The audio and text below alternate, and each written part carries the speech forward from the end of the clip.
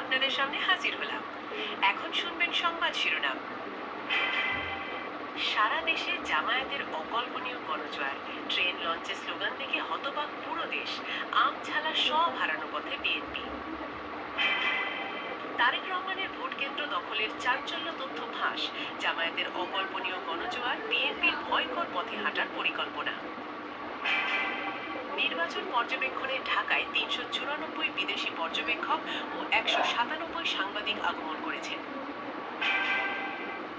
আরও জানাবো, নীলফামারীর সৈয়দপুর বিমানবন্দরে প্রায় ৪০ লাখ টাকা সহ ঠাকুরগাঁও জেলা জামায়াতের আমির বেলাল উদ্দিনকে আটক করে পুলিশ। তবে ওই টাকা নির্বাচন সংশ্লিষ্ট নয়, বরং গার্মেন্টস ব্যবসার টাকা। আপনারা দেখছেন লাইভ নিউজ বাংলা। এতক্ষণ দেখছিলেন সংবাদ শিরোনাম, এখন দেখুন বিস্তারিত।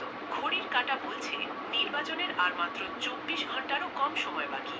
আর ঠিক এই মুহূর্তে রাজধানী ঢাকার চিত্র যেন পুরো বাংলাদেশের সম্ভাব্য রাজনৈতিক পরিবর্তনের এক জীবন্ত ক্যানভাস। আজ সকাল থেকে সায়েদাবাদ, গাবতলী, কমলাপুর কিংবা সদরঘাটে গেলে আপনার মনে হতেই পারে আগামীকাল কি ঈদ? না, ঈদ নয়।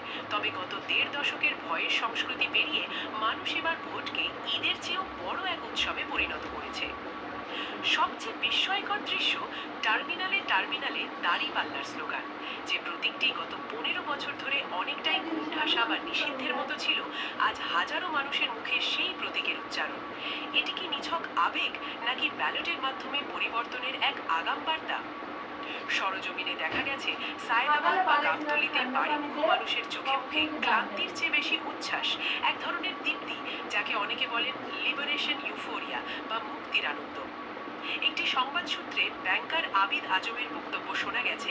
তিনি বলেছেন, গত ৩টি নির্বাচনে ভোট দিতে পারেননি, তাই এবার পরিবার সহ বাড়ি যাচ্ছেন ভোট দিতে। আবিদ আজম একজন সাধারণ নাগরিক, কিন্তু তার অভিজ্ঞতা যেন লাখো নীরব ভোটারের অনুভূতির প্রতিফলন। তার মতো বহু পেশাজীবী নিজ খরচে বাড়ি ফিরছেন দীর্ঘদিনের বঞ্চনার জবাব দিতে। কেউ কেউ একে বলছেন রিভেঞ্জ ভোট, যেখানে অস্ত্র নয়, আঙুলের ছাপই হয়ে ওঠে প্রতিবাদের ভাষা। উত্তরমুখী বাসে একদল তরুণের মন্তব্য ছিল তাৎপর্যপূর্ণ। তারা বলছিল, আগে বাড়ি গেলে হামলার ভয় থাকতো, এবার সেই ভয় নেই। এই একটি বাক্যই ইঙ্গিত দেয় নির্বাচনী পরিবেশের পরিবর্তনের দিকে। অভিযোগ, ভয়ের বদলে এখন তুলনামূলক আস্থার আবহ।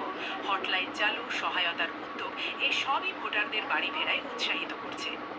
তবে সবচেয়ে সংবেদনশীল প্রসঙ্গটি রয়ে যায়, দাঁড়িপাল্লার স্লোগান। সাম্প্রতিক কিছু জরিপে নির্দিষ্ট কিছু জোট বা প্রতীকে এগিয়ে থাকার কথা বলা হয়েছে। টার্মিনালের দৃশ্য অনেকের কাছে সেই প্রবণতার দৃশ্যমান প্রতিফলন বলে মনে হচ্ছে। লঞ্চে, ট্রেনে, ভিড়ের মাঝখানে যখন স্বতঃস্ফূর্তভাবে কোনো প্রতীকের স্লোগান ওঠে, তখন তা তৃণমূলের শক্তির ইঙ্গিত হিসাবেই ধরা হয়। বিশ্লেষকদের মতে, এবারের জনস্রোতের বড় অংশ পরিবর্তনের পক্ষে রায় দিতে চায়।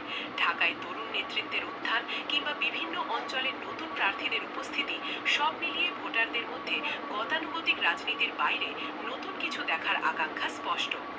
সদরঘাটে জাতীয় পতাকা হাতে ছবি তোলা আর স্লোগান দেওয়া অনেকের কাছে এই নির্বাচন কেবল রাজনৈতিক নয়, দেশপ্রেমেরও এক প্রতীকী মুহূর্ত। বাংলাদেশের নির্বাচন বরাবরই এক সামাজিক উৎসব। কমলাপুর স্টেশনে কর্মব্যস্ত মানুষ যখন শেকড়ের টানে বাড়ি ফেরেন, তখন রাজনীতি আর আত্মীয়তার বন্ধন একাকার হয়ে যায়। অতিরিক্ত ভাড়া, শিডিউল বিপর্যয় বা দালাল চক্রের ঝামেলা থাকলেও মানুষের উৎসাহ তা ছাপিয়ে গেছে। নারী, শিশু, বৃদ্ধ সবাই একটাই কথা বলছেন, আমার ভোট আমি দেব। বহু বছরের বঞ্চনার পর এই অধিকার ফিরে পাওয়ার আকাঙ্ক্ষাই যেন তাদের প্রেরণা। সবশেষে বলা যায়, ঢাকা ফাঁকা মানেই গ্রামমুখী ভোট কেন্দ্রগুলো পূর্ণ হওয়া।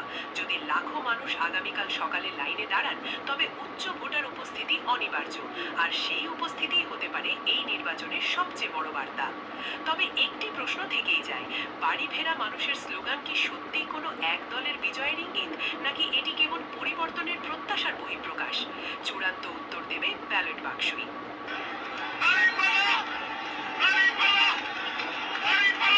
কান পেতে শুনুন, আজ 10 ফেব্রুয়ারি, মঙ্গলবার, বিকাল 5টা। দৃশ্যটা দেখে মনে হতে পারে ঈদের আগের দিন, কিন্তু এটা ঈদের ভিড় নয়।